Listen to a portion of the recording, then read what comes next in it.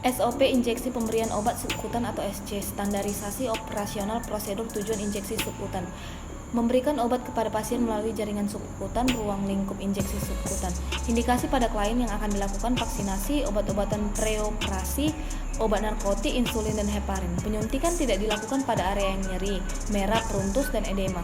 Definisi injeksi subkutan. Pemberian obat subkutan adalah cara memberikan obat dengan menyuntik di area bawah kulit, yaitu pada jaringan konektif atau lemak di bawah dermis. Pelaksanaan injeksi subkutan. Persiapan klien. Pastikan kebutuhan klien dalam pemberian obat SC, sampaikan salam,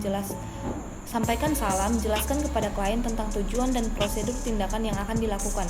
Persiapan alat, baki atau meja obat, jarum dan spuit, tuberkulin atau insulin, kapas alkohol atau alkohol swab, bak spuit, buku obat atau catatan bengko obat, sarung tangan, tempat sampah medis khusus, perla atau pengalas. Persiapan obat. Cek tujuh benar pemberian obat. Siapkan obat hanya untuk satu kali pemberian pada satu klien.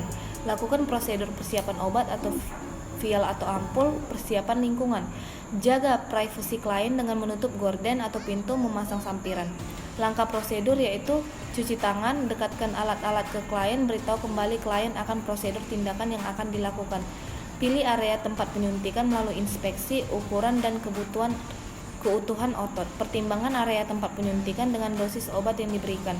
Tentukan lokasi area penyuntikan SC yang terbebas rasa nyeri, bengkak, jaringan parut, atau peradangan di area perut, skapula, ventrogluteal, dan dorsogluteal.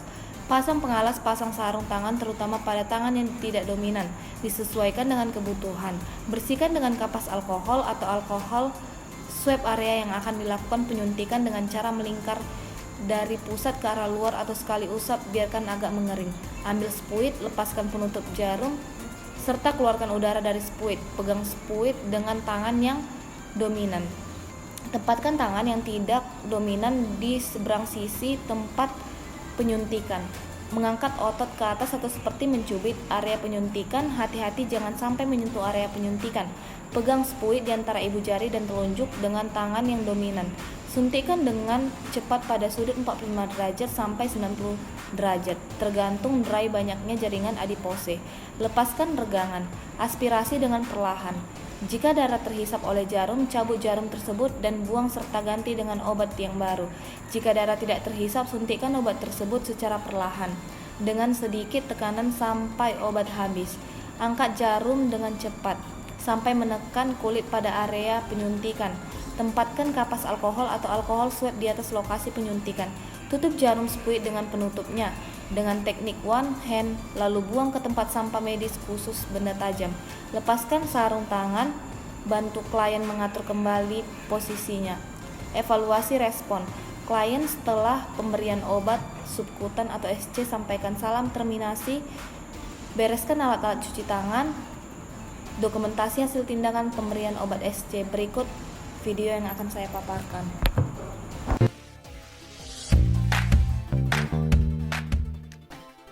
Assalamualaikum warahmatullahi wabarakatuh. Salam sejahtera buat kita semua. Bertemu kembali dengan saya Rika Endah Nur Hidayah pada program video pembelajaran. Pada kesempatan ini kita akan melanjutkan video pembelajaran tentang injeksi. Pada video sebelumnya kita sudah bicara tentang teori dan konsep injeksi. Nah, pada video injeksi yang pertama kita sudah belajar tentang intrakutan atau IC. Kali ini kita akan melanjutkan tindakan injeksi subkutan atau tindakan injeksi di bawah kulit. Nah, subkutan ini kalau dibandingkan dengan intrakutan memiliki sudut yang lebih tinggi, yaitu sekitar 45 derajat. Nah, kalau intrakutan kan hanya 10 sampai 15 atau 20 derajat. Areanya juga lebih luas ya. Kalau subkutan ini bisa kita lakukan pada area deltoid ya, di sini tulang yang seperti kita berotot. Kemudian di area abdominal perut ya. Kemudian di area belakang skapula ini nanti diperhatikan di gambar ya. Di video sebelumnya juga ada gambarnya. Nah, alat yang dibutuhkan prinsipnya sama, tapi di sini tidak membutuhkan bolpen. Kalau kemarin ada bolpen ya. Nah, ini obat-obatan, jadi ada bentuk vial atau plakon, kemudian ada sediaan ampul. Nanti kita akan patahkan jenis ampul ini, tapi kita tidak akan masukkan obatnya ya. Nah, kemudian jarum yang digunakan hampir selalu 3 cc, kecuali pada anak-anak ya, dengan dosis yang lebih sedikit, yang memang kurang dari 1 cc atau maksimal 1 cc, bisa gunakan jarum yang 1 cc karena memang jarumnya lebih kecil. Kemudian alcohol swab ya, kemudian plaster untuk menutup setelah terjadi injeksi, sarung tangan, kemudian bacon dan semua tersimpan rapi di dalam bak. Sebelum kita melakukan tindakan, kita akan memasang sarung tangan terlebih dahulu. Walaupun bukan steril, karena sarung tangan disediakan juga adalah sarung tangan disposable atau sarung tangan yang sekali pakai buang.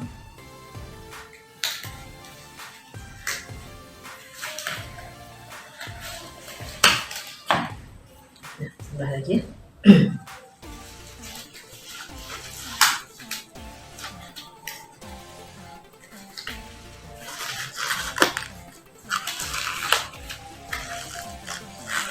Seperti biasa, sebelum bertemu dengan pasien, kita akan menyapa dan menjelaskan tentang prinsip benar ya. Selamat sore Bapak Delvi. Nah, kita kalau hafal, kita sapa langsung dengan namanya langsung, atau kalau tidak boleh kita tanya untuk memastikan namanya. Baiklah, perkenalkan, saya adalah Rika Endah yang bertugas pada sore hari ini di ruangan 5. Saya akan melakukan tindakan injeksi subkutan. Subkutan adalah injeksi yang dilakukan di bawah kulit. Pada kesempatan ini kita akan melakukan di sebelah sini ya Pak. Nah, kita cek tadi ya, benar pasiennya, benar obat, benar cara sudah subkutan ya, benar waktu, ini pada sore hari. Kemudian kita memastikan dosisnya, nama obat yang akan kita berikan, dan caranya ya. Oke. Obat yang kita berikan, kita akan mengambil dari ampul saja, tapi kita tidak akan masukkan obatnya. Saya akan menjelaskan bagaimana tekniknya, itu yang penting ya. Hanya saya ambil sampel langsung karena nanti ada teknik Z-track yang itu nggak dapat pada boneka. Z-track itu seperti Z, jadi bagaimana kita mengambil area injeksi tersebut. Oke, sebelumnya saya akan peragakan untuk pengambilan obat dari ampul. Nah, baik, pada kesempatan ini saya akan memberikan contoh pengambilan obatnya dari ampul gitu ya. Jadi nanti ada bantuan kasa untuk mematahkan. Sebenarnya kasa digunakan bila ampulnya cukup besar, tapi kalau kecil kita bisa patahkan dari sini, dan hati-hati sih. Tapi demi keamanan, biasanya orang menggunakan kasa sebagai pelindungnya. Sebelum dipatahkan, pastikan semua obat sudah jatuh ke bawah. Kayak gini kan ya, obatnya masih ada di leher ya, di atas leher itu nggak boleh. Jadi harus digoyang dulu, harus dia jatuh semua. Nah, setelah jatuh semua seperti ini, baru bisa kita patahkan ya.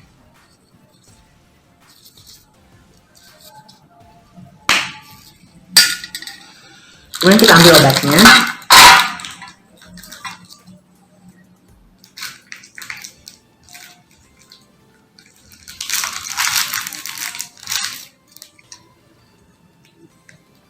Ketatkan ya, dan sampai pas ngambil obat. Biasakan untuk mengunci drat atau sambungannya, jadi jangan sampai pas dibuka ketarik gitu ya. Pastikan ini yang lancar. Oke, kita buka tutupnya. Untuk pengambilan obat dari ampul, ditunggingkan ya. Jadi nggak usah takut jatuh ya. Ketika mau habis, terus posisi ininya jarumnya mendekati ke leher ampul ya. Oke, sudah terambil semua ya, sampai bunyi kayak kita minum obat dari kotak, bunyi tanda itu kosong. Kita tutup dulu sebelum kita membuang udara. Biasakan angka-angka menghadap ke mata kita. Posisinya, ingat seperti tadi ya, membuang udara jangan sampai muncul, cuman terbentuk gelembung di atas jarum. Oke, obat sudah disiapkan, kita akan bertemu dengan pasien, kita akan membawa obat. Kita akan coba mengajarkan teknik Z-track. Misalnya gini, saya akan melakukan tindakan injeksi di sini. Saya kasih titik dulu ya, biar gampang. Nah, di titik hitam ini kelihatan kan? Nah, saat saya akan menyuntik, kulit pasien saya geser. Bisa dengan saya cubit, tapi digeser, atau bisa juga diregangkan, atau tekniknya macam-macam ya. Jadi dua, tadi dicubit bila dia cukup kurus, dan diregangkan bila dia cukup gemuk. Nah, setelah kita desinfeksi area ini tadi, kita akan nyuntik daerah area hitam. Kan kita geser nih, area hitamnya bergeser ya, perhatikan, area hitamnya bergeser. Nah, kita nyuntik di area hitam kan. Setelah obat masuk, kulit kita lepaskan.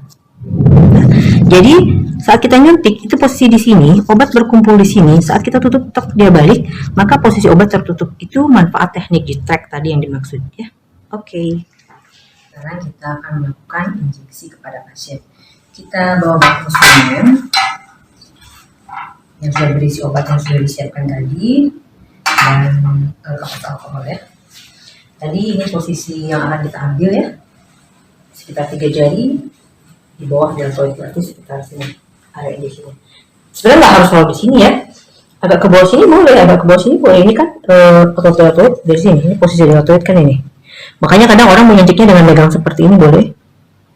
Ada juga yang nyubitnya gini dari atas, tapi saya lebih suka dari samping dengan teknik Z-Track tadi ya.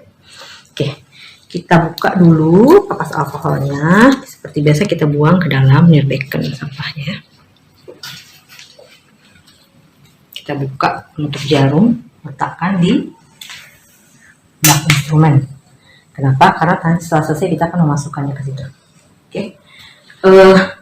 Saya pribadi selalu menganjurkan kita menggunakan kedua tangan kita ya, karena kita akan menggunakan kedua belahan otak kita. Ini yang kanan jarum, yang kiri disinfektan. Disinfektan cukup dengan tangan kiri karena tak butuh yang dominan. Ini untuk jarumnya. Dengan teknik G-Track tadi digeser, jarum masuk. Mohon maaf ya Pak, tarik nafas sedikit ya. Aspirasi jarumnya. Atau kita tarik, pastikan bukan darah yang masuk. Kita aspirasi, kita masukkan sesuai dengan dosis. Oke, lalu kita tutup sebentar. Kita siapkan tadi plasternya.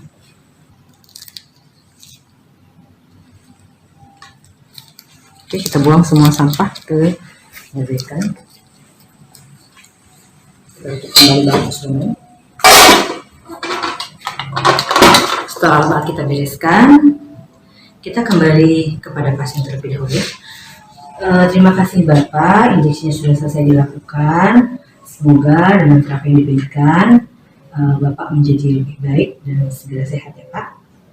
Terima kasih. Nah, setelah kita bereskan dari alat, kita juga membuka sarung tangan.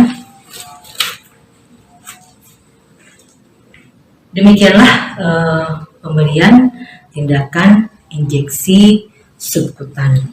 Sampai ketemu lagi di video yang lain, masih seputar injeksi. Jadi ada 4 injeksi, yaitu injeksi intrakutan, injeksi subkutan, injeksi intravena, dan injeksi intramuskuler. Terima kasih. Salam dari saya, Rika Endah Nurhidayah, Fakultas Keperawatan USU. Selamat sore. Assalamualaikum. Salam sejahtera buat semua.